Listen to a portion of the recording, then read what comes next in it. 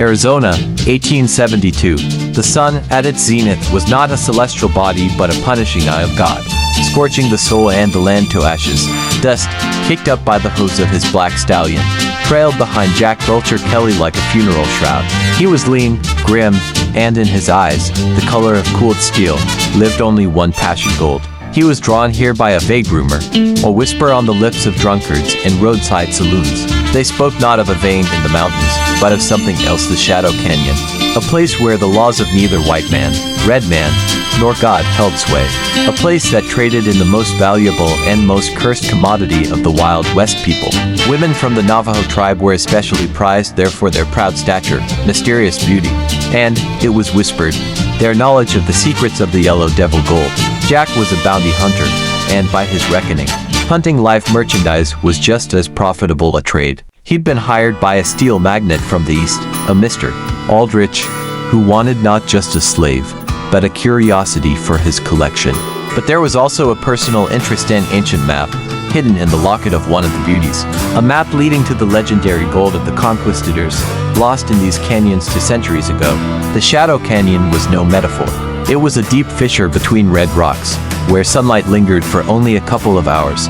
The air was thick and heavy, smelling of campfire smoke, sweat, and fear.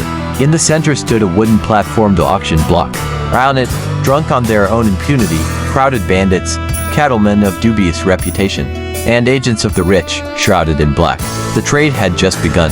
A girl was led onto the block. She did not cry or beg. She stood tall, like a queen on a platform of shame. Her name was Moon in the Mist. Tall, graceful, with skin the color of polished copper and hair blacker than a midnight abyss, falling in a heavy wave over her shoulders. But the main thing was her eyes. They were dark as obsidian, and in them burned a cold fire of hatred that not even fear could extinguish.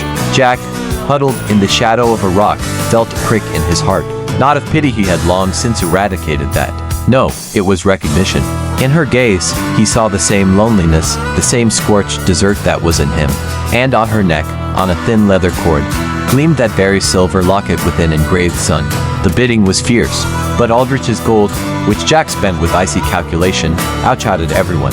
Moon in the Mist was handed over to him like a thing. When he approached to take his merchandise, their eyes met again.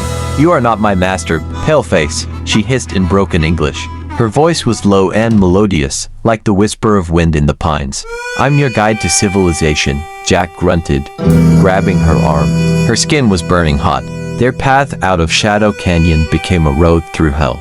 Jack quickly realized they were being followed, not just by someone's thirst for profit, but by something more sinister. Mr. Aldrich's men, or competitors, who had learned of the locket. The first bullet whistled past Jack's temple on the second day, as they crossed a dry riverbed. The bullet wasn't from an army Colt, but from a long-barreled Sharps rifle, the weapon of snipers and professional killers. That same night, sheltering in a cave, Jack was bandaging a wound on Moon in the Mist's shoulder. A rock fragment had cut her. During their frantic escape, he expected hatred, but in her eyes, he saw curiosity. "Why are you doing this?" she asked. "Live merchandise is worth more," he snapped, breaking a dry branch for the fire. "You lie. You seek what is hidden in my locket." She told him the legend of her great-grandmother, a Spanish noblewoman who fled with her conquistador lover and found shelter with the Navajo people. They brought with them a portion of the treasure but cursed it, for that gold was paid for with the blood of the innocent. Since then, the women in her line had guarded the map and the secret, protecting the world from the curse. Jack listened, and the wall of ice around his heart cracked for the first time.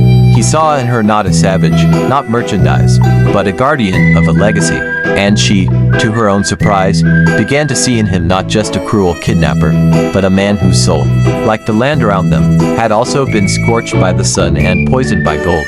Their pursuers caught up with them at an old, abandoned fort. They weren't bandits, but well-armed mercenaries led by a man whose face made Jack go cold. It was Eli Thorne, his former partner, the man with whom he had shared whiskey and bullets. The man he thought had died after that ill-fated skirmish with the Apaches 3 years ago. "Long time no see, Jack," Eli smirked, his pleasant face distorted by an old saber scar, a memento of their last shared fight. "I heard you found not only a little bird but the key to her cage. Mr. Aldrich will be disappointed. He hired me, too, just in case, to keep an eye on you, but I decided the gold of the conquistadors is better payment." The betrayal burned with the bitter smoke of something familiar and therefore even more disgusting. A shootout erupted. Jack, covering Moon, returned fire with the fury of a cornered animal, but the forces were unequal. At the critical moment, as Eli was aiming at Jack's head, Moon in the mist didn't hesitate. She threw a knife flying by a broken wagon with an accuracy any shooter would envy. The blade sank into Eli's arm, and his shot went wide. They managed to escape, leaving the fort in flames and fury. That night, by the campfire, watching the sleeping Moon, who had pressed against him for warmth, Jack knew he could no longer do it. He couldn't hand her over to Aldrich. He couldn't let Thorn take the gold. He had to protect her. Protect this proud, beautiful woman who, with her strength alone, had melted the ice in his soul. "I won't take you to Aldrich," he said quietly when she awoke. She looked at him for a long time, and in her obsidian eyes, the fire of war went out, and another ignited warm and deep, like the night sky over the prairie. "I knew there was more than a vulture in you," she replied and softly touched his scars. They decided to get ahead of Thorn. The map in the locket pointed to a mountain gorge known as the Devil's Throat. Their journey there was a series of relentless dangers, ambushes by mercenaries, skirmishes with hostile Comanches, waterless deserts where only Moon in the Mist's knowledge of how to find moisture in cacti saved them. They fought side by side, their trust and feelings growing stronger with each day. He taught her to shoot a colt, she taught him to read tracks and listen to the voice of the earth. Finally, they reached the Devil's Throat. It was a grim, narrow gorge with a river snaking along the bottom. According to the map, the gold was hidden in a cave behind a waterfall.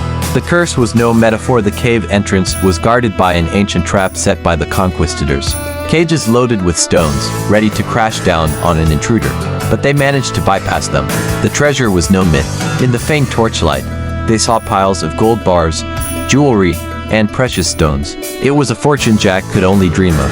But, looking at Moon, he understood that the real treasure was standing beside him. And then, from the shadows of the cave, a familiar voice rang out, "Thank you for the guided tour, my friends." Eli Thorne stepped forward, aiming his sharp rifle. He had been following their trail. His eyes gleamed with greed. "The sentimental story is over.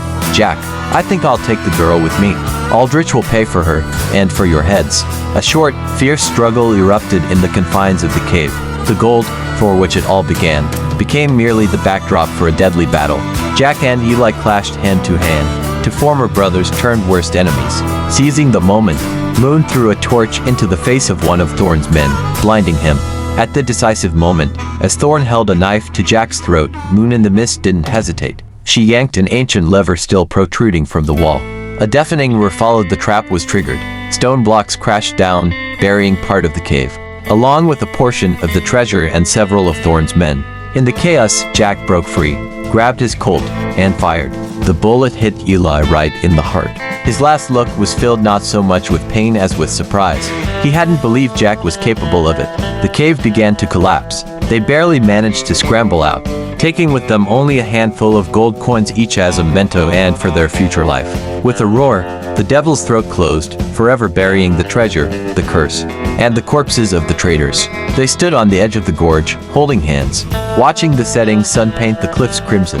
Behind them was the hell of Shadow Canyon, the chases, the betrayal, and the death. Ahead lay the unknown. "Where will we go?" asked Moon in the Mist, her fingers intertwining with his. "Anywhere," Jack replied, looking into her eyes.